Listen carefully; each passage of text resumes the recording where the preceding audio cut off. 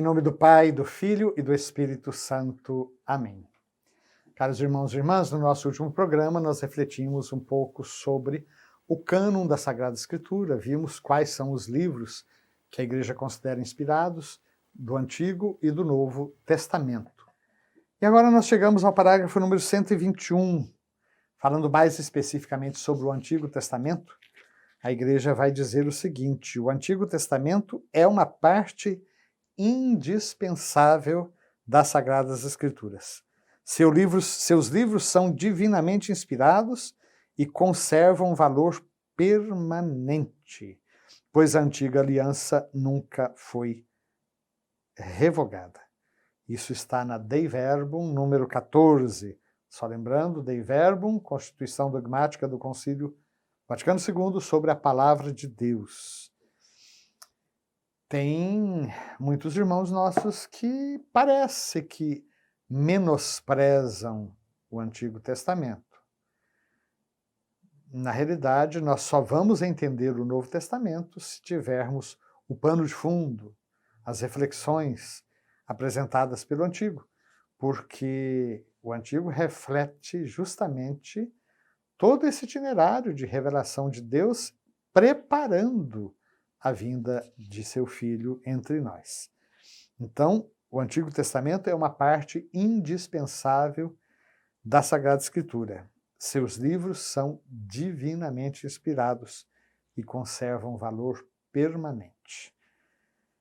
E aqui uma afirmação muito séria: a antiga aliança nunca foi revogada.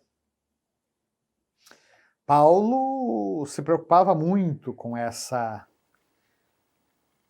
realidade, tanto que, no final das contas, ele não consegue explicar como os seus irmãos judeus não aceitaram Jesus, e ele prevê a conversão final dos judeus no final dos tempos, né?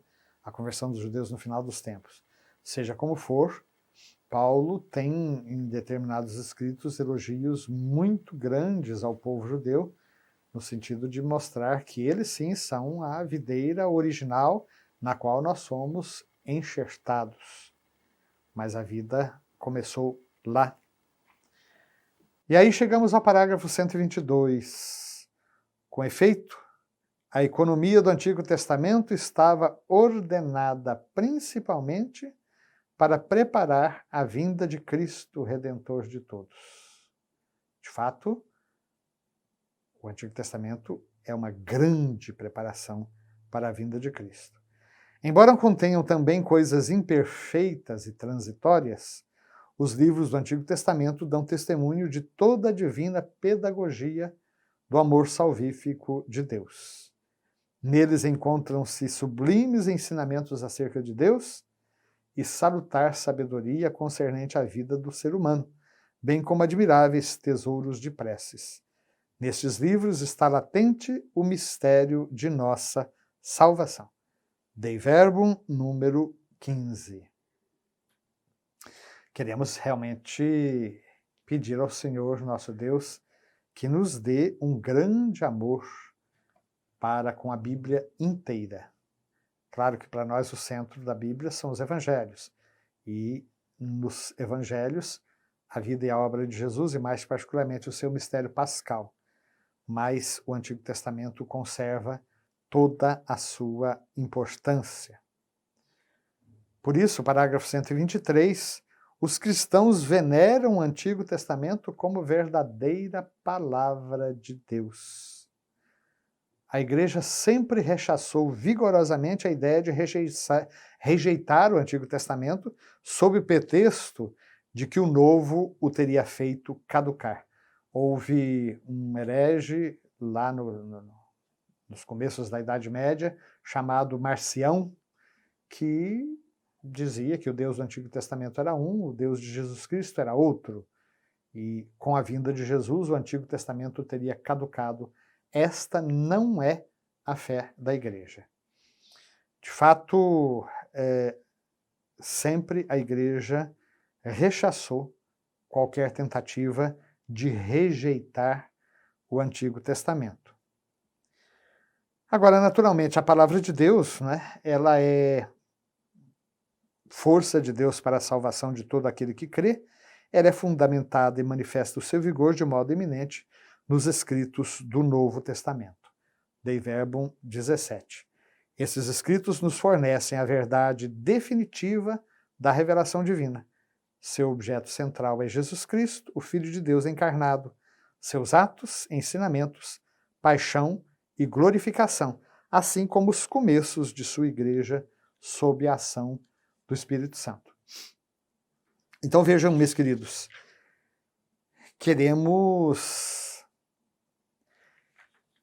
dar um lugar muito especial à Sagrada Escritura na nossa vida.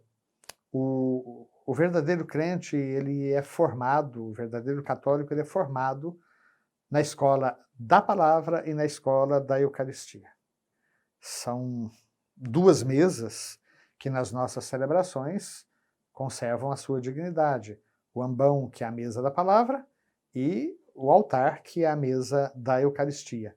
As duas mesas são igualmente veneradas durante a Santa Celebração.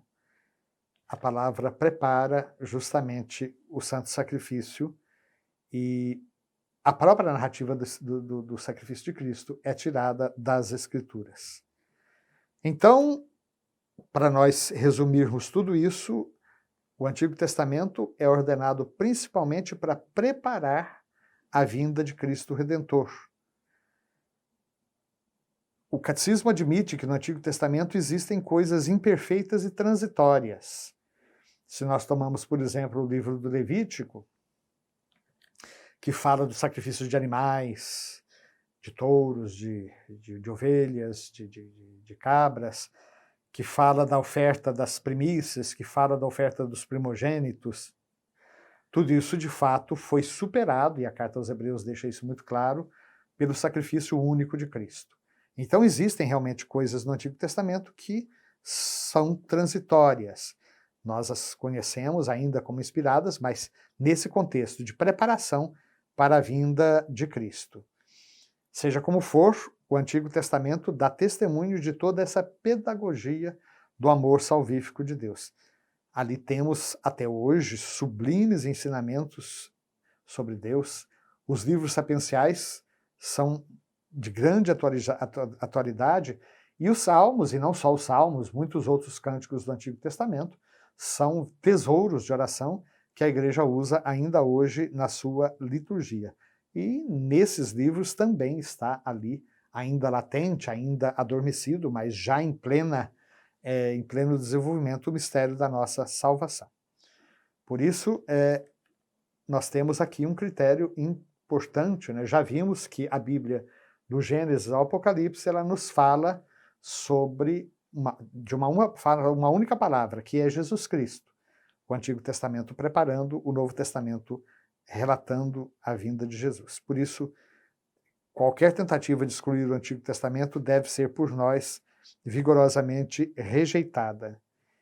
Mas, sem dúvida alguma, a palavra de Deus, força de Deus para a nossa salvação, é apresentada e manifesta seu vigor de modo eminente nos escritos do Novo Testamento. Estes escritos nos fornecem a verdade divina da revelação divina, a verdade definitiva da revelação divina, melhor dizendo. E seu objeto central é Jesus Cristo, o Filho de Deus encarnado. Mas também os inícios da Igreja, Atos dos Apóstolos, Cartas Paulinas, mesmo o livro do Apocalipse, mostram os inícios da Igreja e também o seu destino derradeiro final. Queremos, portanto, pedir ao nosso bom Deus que derrame sobre nós o seu Espírito e assim, com toda a plenitude, com toda a profundidade, possamos aurir da Sagrada Escritura o alimento que nós precisamos nessa nossa caminhada para superar as insídias do inimigo. Que o Senhor nos abençoe, nos livre de todo mal e nos conduza à vida eterna. Amém.